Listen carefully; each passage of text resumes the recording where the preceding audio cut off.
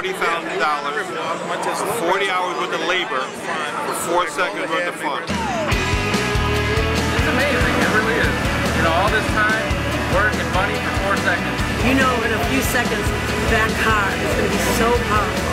First time I got to stand on the starting line next to the dragster, that's pretty darn rewarding. We're not one of those cars that they take lightly. We show up and we can knock any one of these big boys out. And remember, they're running for the points and the money. We're just here to have fun.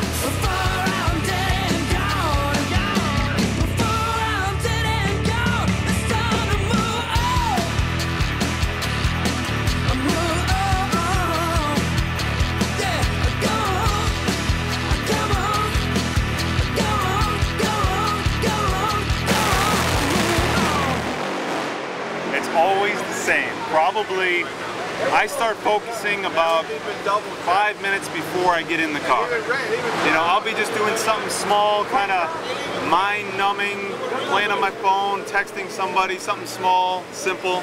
Kind of start getting in the zone, honing myself into what I'm thinking about, what I got to do. I'll talk it over with our crew chiefs, talk to them and say, okay, what do you want? What is the car going to do? What should we do? What should I do? What do you want me to do? All of that. Focus on that for about 5 minutes or so, then I start to get my suit on, and it's always the same. My dad straps me in, gets me in the car, and at that point, it's the most peaceful time of my day. And then the car starts and I'm in the zone. TJ's got way too much energy. He loves what he's doing. He keeps us together, he keeps us all fired up.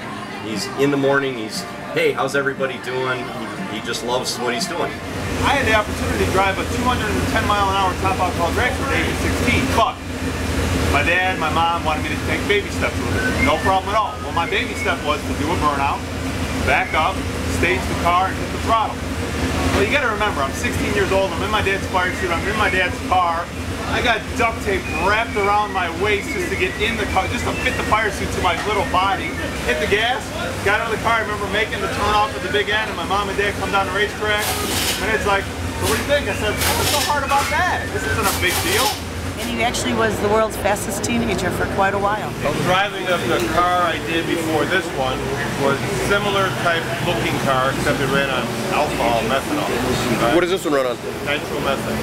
So there's a big jump between the two. The other car runs 240 miles an hour, this runs 340 miles an hour if they let it.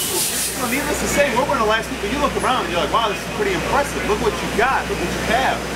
But we do it, you know, week by week, day by day, and freaking dollar by dollar. So I get some people that say, why you volunteer all this time? And then I get some people that are like, wow, I'd love to have your job.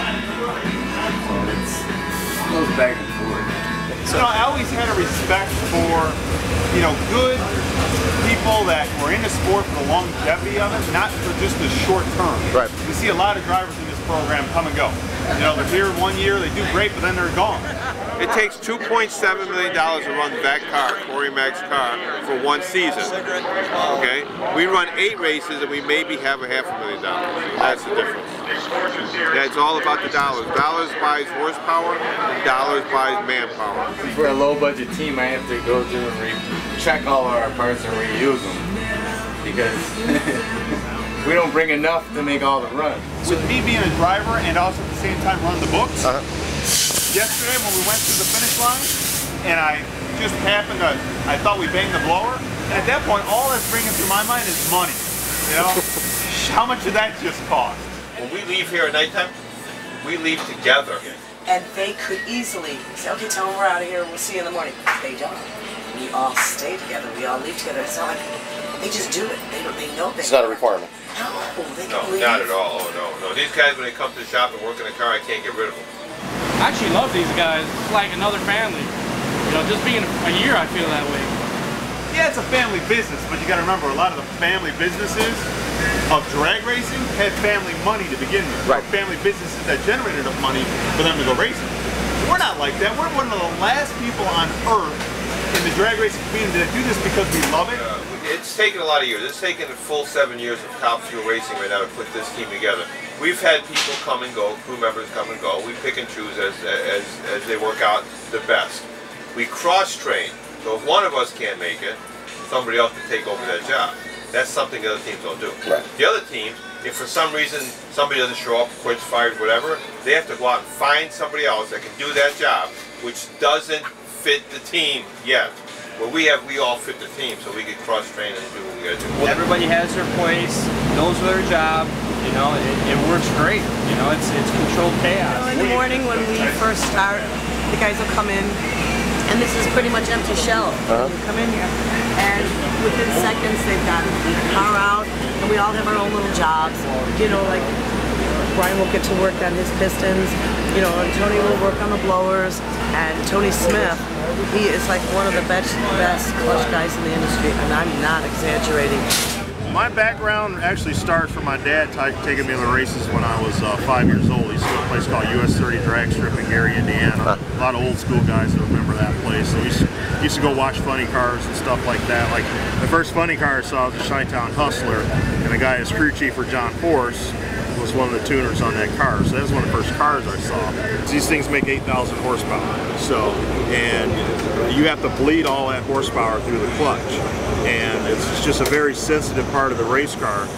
I've known Tony for a few years. I used to work at a racetrack and knew him when he was racing alcohol cars.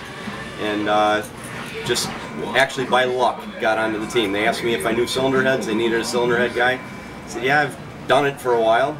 So that's where I'm at. I did a little street racing when I was a kid, and then was in the service. Started doing some racing in Virginia. Did mainly bracket racing until I got with these guys. Usually when the car comes back and we start pulling off the motor, a lot of parts come here. They gotta get clean and inspected. Bottom end guy, the diver they call it, because I dive under the car and get all the hot oil and the nitro poured on me by my teammates. I actually work at a Ford dealership, and our Snap-on Tools guy used to work with them here, and he just mentioned it one day, you like drag racing? I'm like, yeah, a little bit, whatever. Stop by the shop, and here I am. Clutch assistant, I help TS. And car assembly, I put the wing on, the wheelie bar, the parachutes, wheels, tires, stuff like that. Mike here, he delivers parts for our dealership to Zizzo's, which they have a body shop. So I kept telling them, I said, hey, ask them if they need help, you know, because I've always wanted to do it, and just never get a chance to, you know, and how often you get a chance to be in a top fuel team. I served Tony a cup of coffee the first time he came into my restaurant, and he had a jacket on, drag racing. I go, oh, I used to drag race too. I used to do motorcycles. So that's how the conversation started, and then I went over one day to check out the shop, and here I am. Our shop nights are Tuesday nights, so whenever we get off our regular jobs, because we all work normal jobs, we spend Tuesday night and then all day Sunday. So from 8 o'clock until 4 or 5 o'clock on Sunday, and then 4 o'clock until 8, 9 o'clock on Tuesday nights. That's our shop night. Keep your engine in front of your clutch, and then keep the tire in front of the track so you don't get all screwed. Someday, when we get rich and famous, I keep saying this all the time, we get rich and famous, we will be the best team out there. I'm not just guessing at it. No, I'm not even thinking about maybe and bragging about stuff. We will be. When we get that money behind it, every one of these guys know that too. I mean, teams would say the sponsors are the most important. You say, hey, in my opinion, it's the fans. Because if the fans don't come here, they don't pay the tickets. We don't race. And if the fans don't come here, they don't buy the sponsored product. The fans are the most important people.